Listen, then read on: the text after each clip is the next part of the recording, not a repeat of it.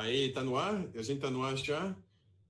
Legal, gente. Bom, meu nome é Andrei Gurgel, quem não me conhece. A gente tem aqui também o... Quem? Eu? O Daniel Furtado? Eu não sei se eu disse cima ou de baixo.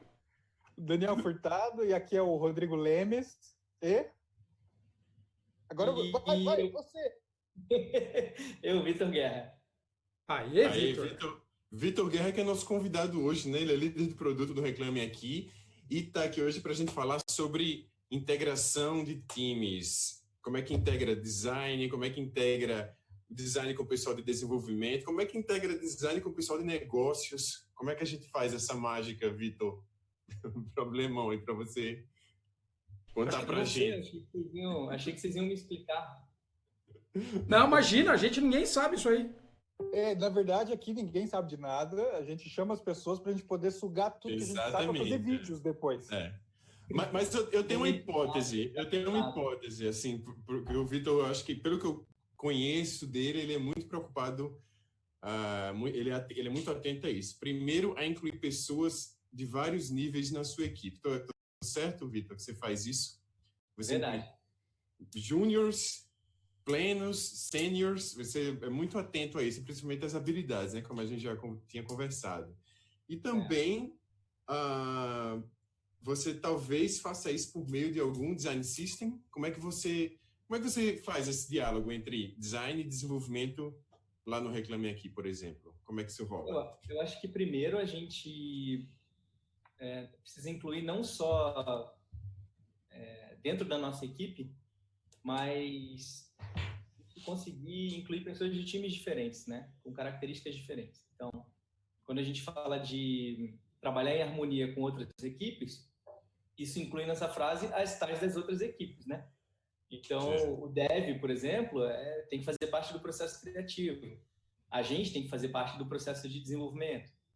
E quando você fala de stakeholders, eu acho que é um erro muito comum você considerar stakeholders só quem decide. Na verdade, stakeholder é todo mundo que toca aquele produto, né? Ou aquele projeto. Então, desde o usuário final, o teu cliente primário, de repente o cliente do teu cliente, o dono da empresa, o PO, o PM. E o desafio, para mim, é colocar todo mundo numa sala em harmonia. E eu acho que a gente, como UX, a gente acaba tendo que ter a humildade de não levar as respostas, né? Mas tentar conduzir essa galera a chegar a uma resposta plausível, pelo menos algumas hipóteses que a gente vai testar. Hoje, no final, por coincidência, eu estou saindo de uma reunião de entrega de uma fase de um projeto. A gente roda sprints de design lá no Reclame Aqui. E eu tenho um time absolutamente maravilhoso. João, te amo. A Aline também. Vou falar todo mundo, mas foram os dois que lideraram esse projeto. A Aline é uma PM do meu time e o João é um Product Designer. E eles dois conduziram um design sprint de um jeito incrível. Então, desde do momento do entendimento, do mapeamento, e aí nessa fase é crucial você entrevistar essa galera. Então, qual é a expectativa de todo mundo? Como é que o dev vê essa feature? Como é que o pessoal de vendas vê essa feature? Pra você ter ideia, é uma feature nova num produto nosso, e até o cara do financeiro, o Renato, maravilhoso, até o Renato a gente entrevistou para entender como é que é o modelo de cobrança melhor para ele gerenciar, se ele tivesse que cobrar isso ou receber disso. Então, quando você inclui essas pessoas no processo, elas se sentem donas do produto junto com você, né? E são, né? Então, eu acho que incluir durante a concepção é fundamental. Esse é um dos jeitos, né, que a gente acaba solucionando. Como a gente segue no sprint, ela tem mais ou menos um padrão básico de qualquer design circular, né? Então, um padrão lógico, né? Entende, aí depois você faz um processo de ideação, depois você toma uma decisão de qual caminho seguir, prototipa, testa com o usuário e fica girando em torno disso. Depois disso, aí é outro desafio, né? Como é que o PM vai transmitir isso para o PO, né? Como é que vai sair da esteira de produto, pelo menos é assim que a gente se divide hoje, a esteira de design para a esteira de tecnologia. E aí o PM é o Product Manager. Product Manager, isso. Poderia ser Project Manager também, né? No nosso caso é Product mesmo, de produto. De produto. E no Reclame Aqui a gente tem isso muito bem dividido. O Product Manager, ele olha para roadmap, para futuro, para business, para benchmarking, escopo de features, ele entende os desejos, ele captura as ideias, organiza isso e trabalha junto com os product designers que desenvolvem os sprints de design. Uhum. E depois disso você tem o trabalho do time de tecnologia que, basicamente, o PM passa o bastão para o PO, que leva isso para a esteira de tech. Então, é muito importante que o PM faça bem o trabalho dele no nível do escopo, para que o PO receba uma coisa que já está bem consolidada, para a partir daí estimar e montar sprints. Mas aí é uma coisa que vira uma cascata nesse pedaço e depois ela vira ágil? Como é que... Porque assim, tem uma divisão antes que você já fez, por exemplo, prototipação de layout antes de ir para o time de dev, isso é feito junto? Não, nesse sentido é uma cascata. A gente tenta não furar as etapas do processo. Então, claro que dentro da ideia do ágil, manifesto ágil está lá, né? Por exemplo, documentar é menos importante do que conseguir entregar. O que não significa que você não tem que documentar. Então, isso também é um erro comum, né? Você fala, não, o ágil fala que você não tem que documentar nada. Depois você não consegue... enfim, quem desenvolve não faz do jeito que você projetou e isso gera uma bola de neve.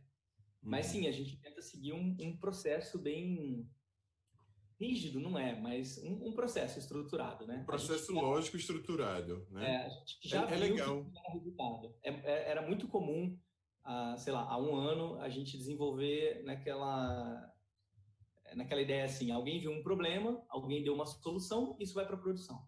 E aí, só com 3 etapas, né? E aí, quando estava em produção, a gente via novos problemas e alguém dava uma solução, isso gerava outros problemas. Então, a própria solução gerava outros problemas.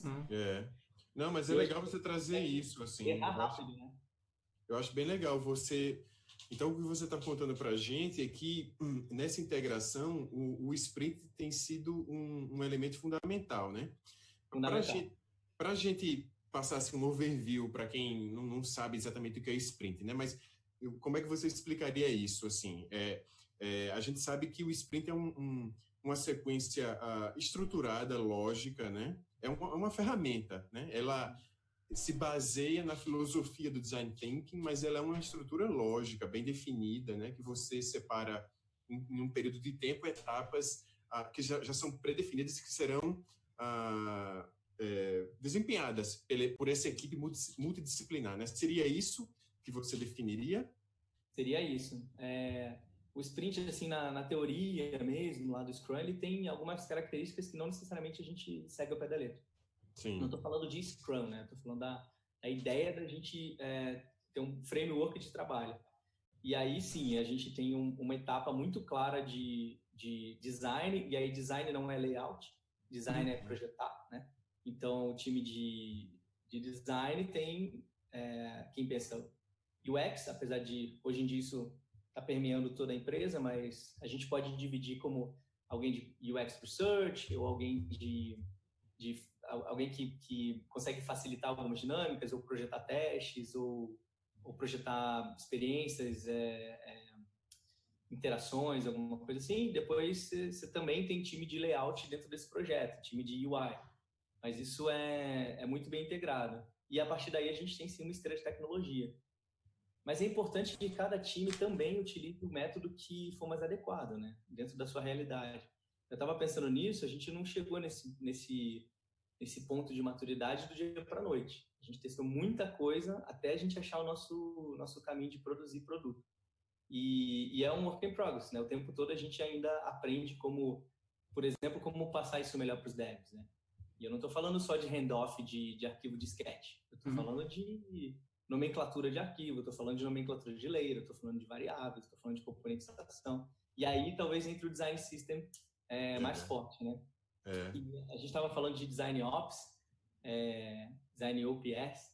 OPS. E é uma das coisas que... Aqui na linha do trópico a gente chama OPS. Ah, tá. OPS. Eu estava conversando bem sério assim, com o nosso líder de tecnologia, se a gente...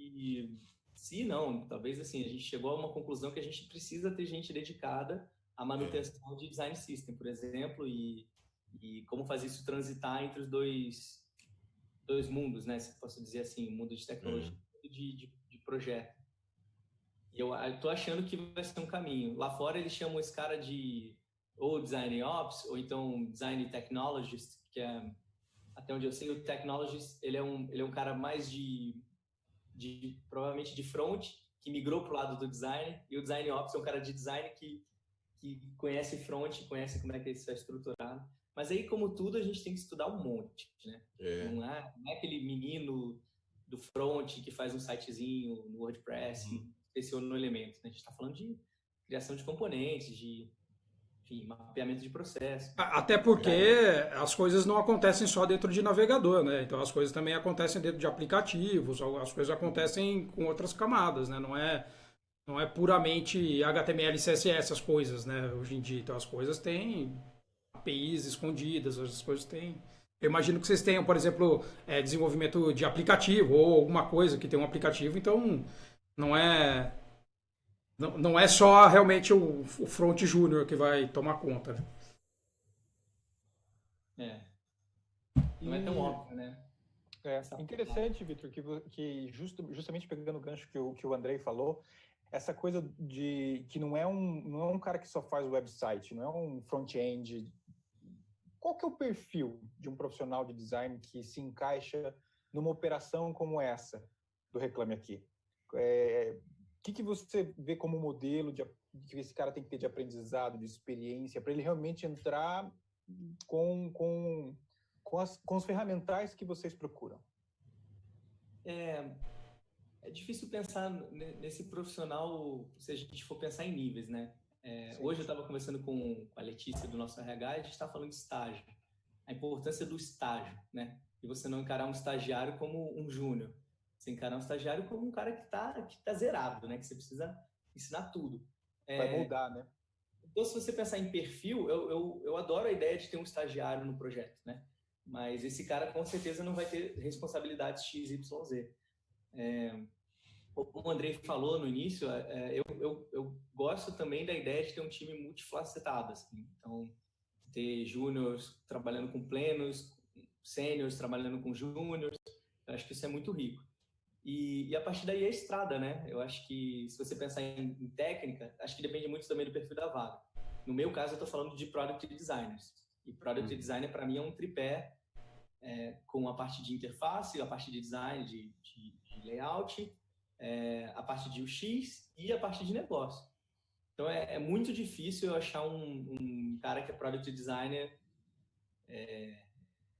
enfim, super completo, né? E até porque a parte de business, especificamente, acho que só vivendo o negócio para você conseguir evoluir. Então, eu não posso entrar hoje numa empresa X e acreditar que eu sei tudo do business, né? Eu não sei tudo da minha própria empresa. Então, daí o valor de você ouvir, né, as pessoas, principalmente o pessoal que está mais na operação do negócio, assim, você aprender com eles mesmo. É verdade. Às vezes, né, tem nuances que você não tem como você saber, assim, você vai ter que perguntar e aprender com eles. É bem normal isso, né? Essa parte da curiosidade mesmo. Interessante o ponto que você falou. Não, vai, Vitor, manda ver, Vitor. Eu ia dizer que o próprio Product Designer, esse nome, esse cargo, tirando a parte do business, ele resolve um pouco a ideia do UX/UI, né? E são as pessoas que começaram num ponto enfim, num ponto desse processo e começaram a se interessar pelo outro. Se você começa a se interessar por business, eu acho que isso soma. Mas isso é nomenclatura de 2018, né? Daqui a pouco... Então, eu acho também difícil você achar alguém com todos esses skills. Uma hora você está falando de ter generalistas, outra hora você está falando de ter especialistas. Eu acho muito legal você ter um UX Researcher, né? Uma pessoa que está totalmente focada nisso. No Reclame Aqui, a gente tem um núcleo inteiro de BI, que ajuda com pesquisa. Você pode chamar esses caras de UX Researcher? Pode chamar de analista de dados? Pode chamar de... Enfim, isso meio que tá falando. Você chama do jeito que você quiser. É difícil você achar alguém que vai ter um puta domínio de design de interface, design de interação, uma coisa super refinada, e também vai dominar N milhões de técnicas de UX. né, de facilitação, de investigação, de documentação. Então, eu acho muito difícil você ter esse perfil. Mas eu acho que quando você começa a amadurecer na tua carreira e experimentou um pouco dos dois, aí você talvez comece a se interessar um pouco mais pelo negócio.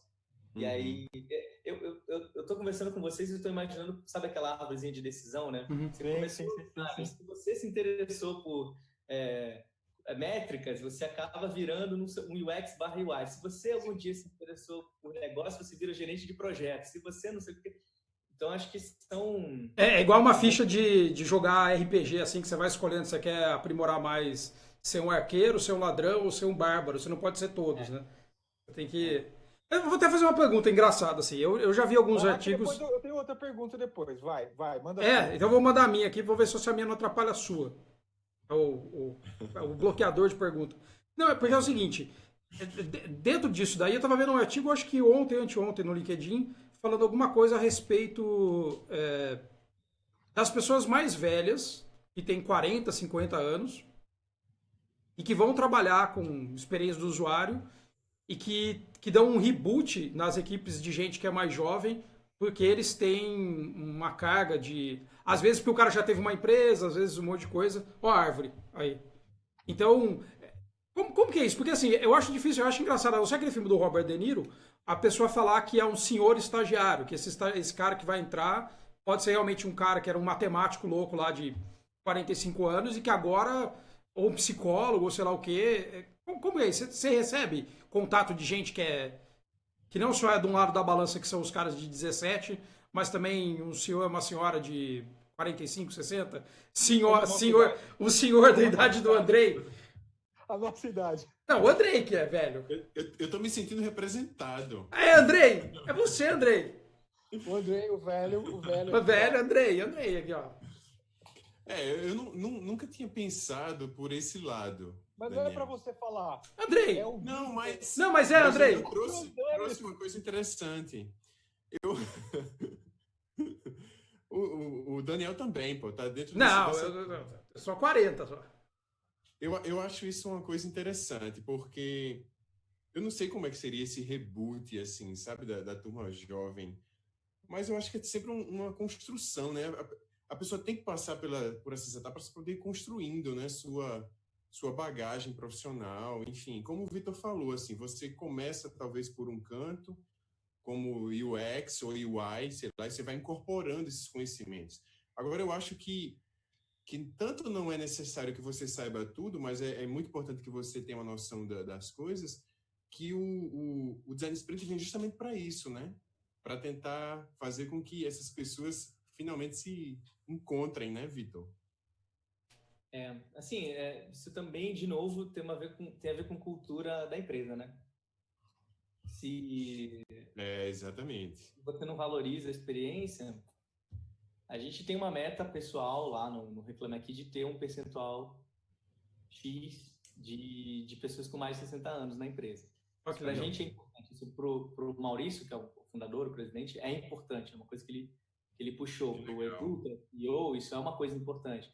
Para quem é membro da diretoria, isso é uma coisa importante. Então, e para as pessoas que estão lá, é uma coisa importante. Então, isso tem a ver, acho que, com cultura, né?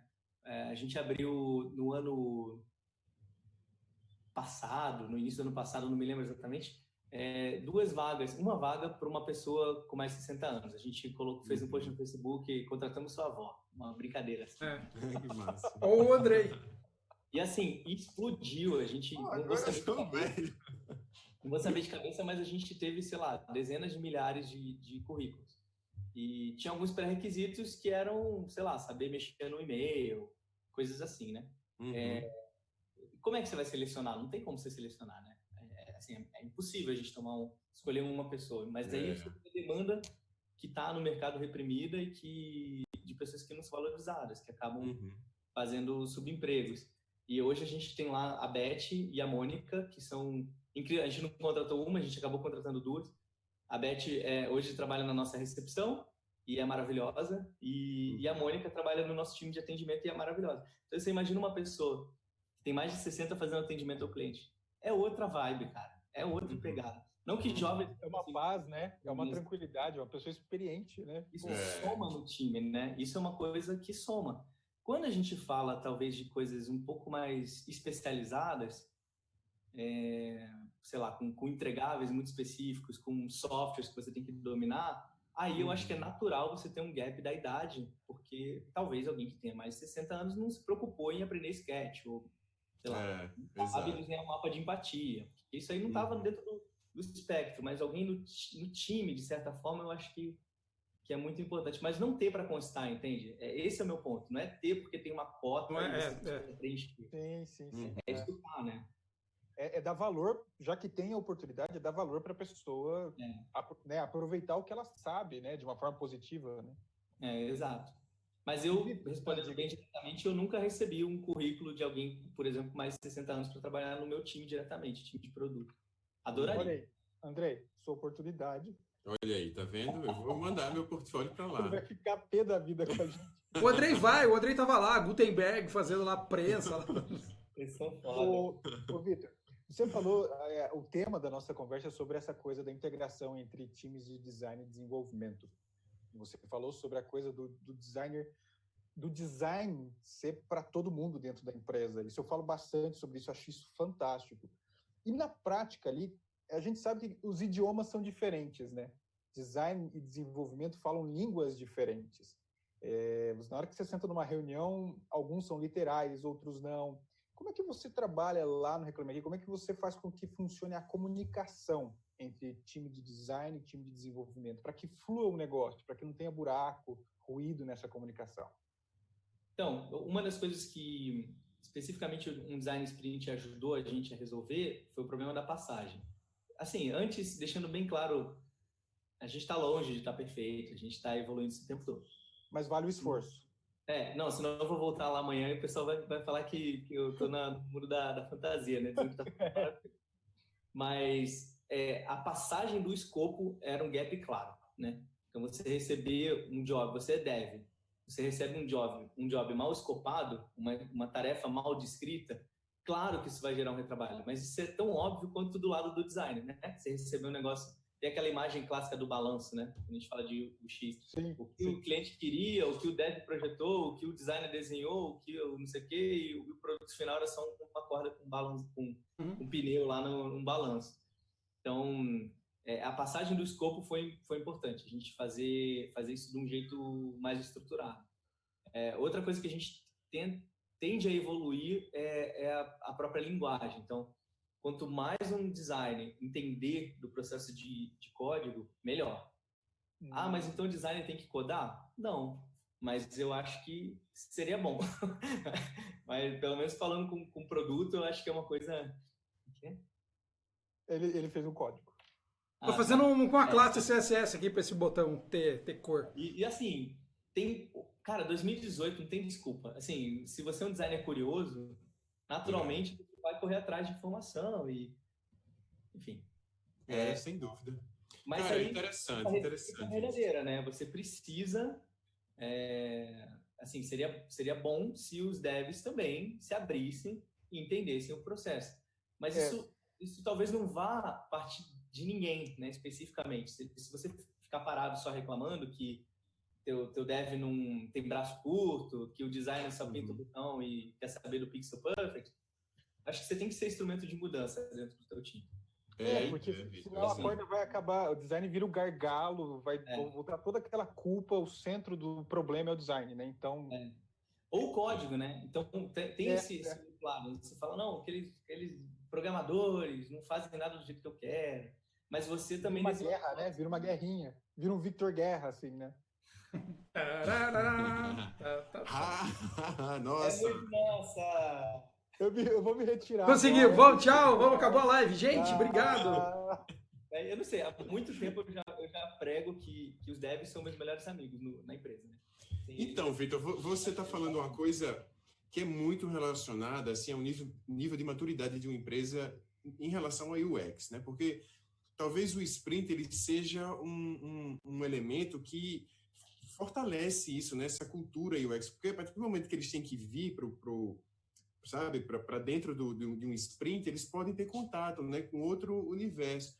Né? Você não acha que isso é uma coisa saudável? Ou seja, a gente que é designer, a gente sabe que o desenvolvimento é um elemento que está ali compondo a experiência do usuário também, né? Não adianta a gente estar projetando aqui e o negócio ser produzido de uma forma completamente desconectada disso, né? Talvez o sprint, pelo que eu estou entendendo da sua conversa, seja um elemento que propicia essa comunicação para o design, né? Ou seja, o design não é coisa de designer, o design é coisa de todo mundo que está envolvido desenvolvendo, né? De todo mundo. De todo mundo. Ó, o bagulho falando aqui que vai acabar o tempo aqui, ó, tá vendo? Ó, o negócio falando aqui, ó, upgrade to pro. Cadê o subsídio? Pessoas para pagar aqui, não custa nada aqui, um Zoom. Uma doação, gente, R$5. Pelo visto, o mais velho vai pagar, né? É isso que eles estão falando. Eu não tô falando nada.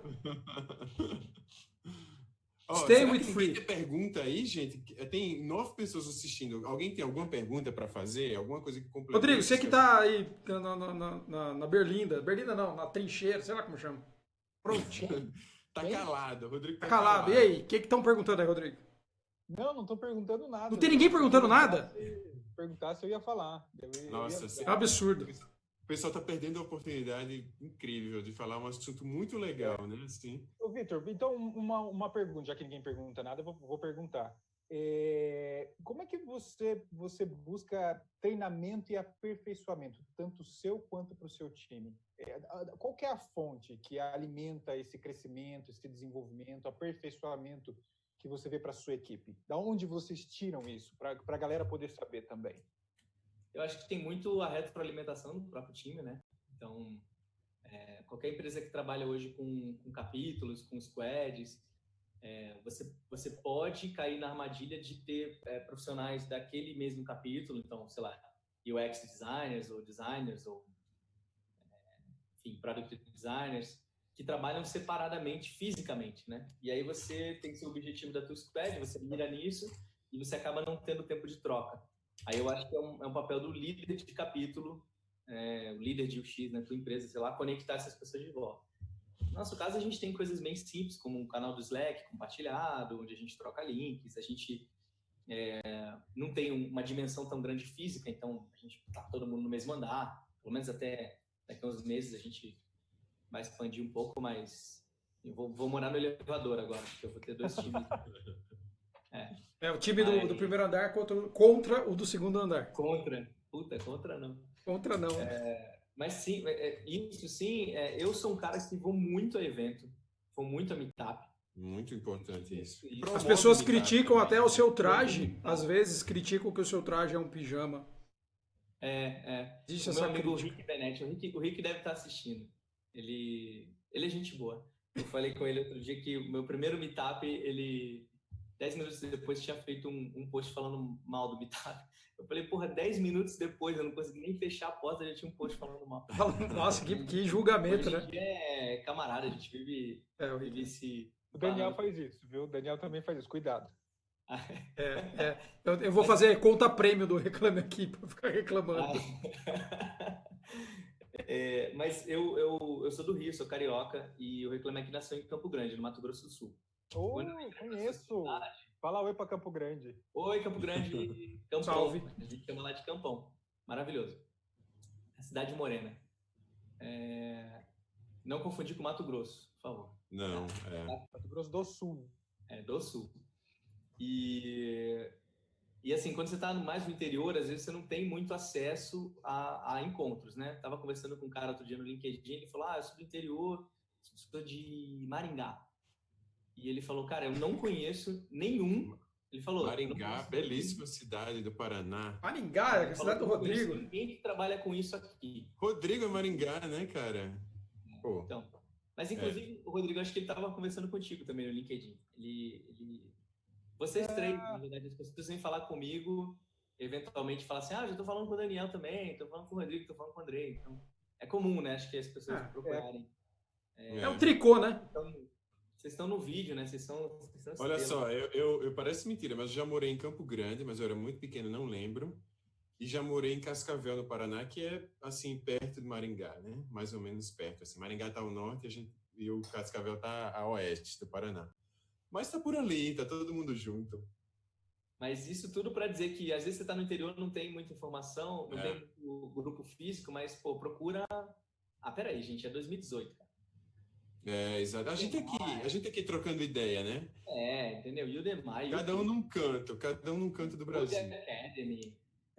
Exatamente, tem muita oportunidade da pessoa estudar coisas de graça, pagas, em português, em inglês, tem um monte de oportunidade, não é? Tem. Ao contrário, né? A gente fica exposto a muita coisa. Construímos o nosso dia a dia dessa forma, né? A gente sai correndo, nós vamos atrás dessas coisas, tem acesso. Eu acho que o desafio real é o botar na prática, né? Isso é o que muita gente me pergunta. Puta, eu já li 200 artigos no Medium sobre o processo do X. Já vi 500 layouts no Dribble. Mas, e aí? E a vida real? E muitos júnior me perguntam isso, né? Ou gente que está migrando de área, enfim. Falo, cara, não existe desculpa também para você não ter portfólio, para você não tentar aplicar. Você pode não saber, mas aí você troca ideia, né? Então, pega uma ONG da tua cidade e vê um problema que ela tem, tenta resolver, né? Pega o cachorrão da esquina. É isso. Como é que... Pega o problema desse cara, pega a dor e começa a tentar resolver, né? E mostra isso, mostra o teu processo de resolução. E se você tiver dúvida, aí você manda uma mensagem para essa galera que tá pop, que tá escrevendo, isso é uma coisa, entrou um menino novo no nosso time, e aí a gente foi no Meetup em São Paulo, e ele falou, cara, todo mundo que eu conheci na internet estava aqui, né? Tava lá fisicamente. E aí eu falando, porque eu fui a São Francisco, e aí eu conversei com o Fabrício, aí o cara, porra, Fabrício Teixeira? Eu falei, conversei com o Fabrício. E assim, o Fabrício é maravilhoso, adoro ele, enfim, adoro, só elogios. Mas ele é um cara, né? E ele é um cara muito acessível. Né? Pelo menos, sem dúvida. E eu acredito que a maioria de nós profissionais, né? Sim, então, sim. Se alguém te manda uma mensagem, você não vai responder, às vezes, porque você está sem tempo. Mas ninguém vai ser babaca ao ponto de não responder alguém que tá com uma dúvida honesta, né? Exato. Faz parte da essência da nossa profissão isso daí, né? Acho, faz. Concordo muito. Eu acho que assim, você precisa ser muito acessível, né, para você trabalhar com design. Primeiro você precisa acessar alguém, você precisa ter humildade de dizer não sei, vou descobrir aqui com essa pessoa. Porque não adianta chegar falando eu sei tudo e não vai funcionar nessa profissão, sabe? Não vai funcionar, eu acho. Fale conosco. Clique aqui. Olha só, eu tenho aqui alguns aprendizados aqui hoje que eu tive com o Vitor. Faz aí para resumir, tem 2 minutos e 36 para fechar esse negócio na nossa cara. O Vitor tem que falar. Vitor, você está procurando designers. Aproveita, cara, vai. Eternamente, inclusive. Product designers, agora eu tô com vaga para plenos e seniors. Então, manda para mim. O e-mail é produtos@reclameaqui.com.br. Produtos@reclameaqui.com.br. Produtos, no plural. Então, tá aí uma oportunidade da pessoa trabalhar numa empresa. Não é porque o Vitor está aqui, a gente está falando isso não, mas é uma empresa que tem... Vocês viram por essa conversa aqui, é uma empresa que tem uma cultura UX de incluir as pessoas, uma cultura de design, né? Então, enfim, é muito sensacional isso. Olha só, aprendizados. Tem a descrição da vaga, tá? Se vocês buscarem lá meu nome, vocês provavelmente vão achar. E uma das melhores vagas já descritas na vida no face do planeta. Tá? Foi esse rapaz aí que escreveu uma das melhores descrições, gente. Obrigado. Olha só, aprendi também hoje, sprints ajudam a propagar a cultura UX ao longo de uma empresa, porque você precisa incluir as pessoas, né? Vai acabar. Foi sensacional, Vitor. Vitor, obrigado! Muito obrigado, cara, por ter vindo. A gente se fala mais vezes. Vitor, obrigado de verdade. Manda um salve aí geral agora pra galera, antes que isso feche na nossa cara. Acho que tem 1 minuto. Tchau, pessoal. Obrigado pelo convite. Acho que é um tema muito legal. Quem quiser falar comigo, me adiciona no Facebook. Vitor Guerra, que vai achar, Vitor sem C. E eu tento responder na medida do possível. Tem um artigo meu no Medium que fala de como espelhar o processo de componentização entre design e devs. Isso é uma coisa que pode ajudar. Nunca consegui botar em prática 100%, mas é um conceito interessante para... Massa. Foi uma ponte que a gente não falou muito, mas... Esse assunto para horas. A gente vai tratar mais vezes. Valeu. Valeu, gente. Obrigado. Gente, brigadão. Até o próximo You Experts. Não esqueçam, a gente sempre vai estar avisando. Michael! E o Vitor estava no banheiro dele fazendo essa live. Minha cozinha, ó. É a cozinha dele, gente. Para com isso. É a parte da casa que tem mais luz, por isso que eu vim pra cá. Tá Nossa, certo. o Link está muito inconveniente hoje, cara.